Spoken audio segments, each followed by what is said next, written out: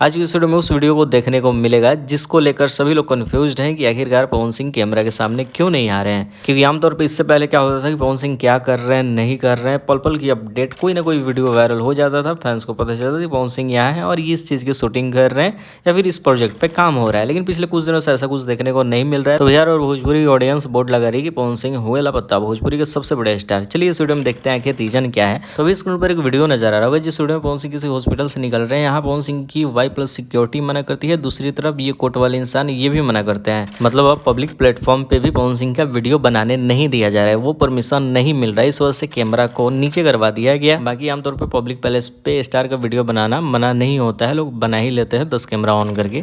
लेकिन अब वो भी पवन सिंह की टीम परमिशन नहीं दे रही है। बाकी टीम वाले की तरफ से भी पिछले कुछ दिनों से एक भी वीडियो शेयर नहीं किया गया है। तो इस बात से अब क्लियर हो गई कि पवन सिंह अब कैमरा के सामने ज़्यादा आना नहीं चाहते हैं। इस वजह से कहीं से भी इनका फोटो वीडियो वायरल होता हुआ नहीं दिखता है और ये देखा जाए तो अच्छी बात है। बाकी पवन सिंह एक वीडियो वायरल हो रहा है, फोटो स्क्रीन पर डाल देंगे। तो ये तो शायद पुराना है या फिर नया पता नहीं चल रहा है, बट अगर शो रहा तो आएगा वीडियो।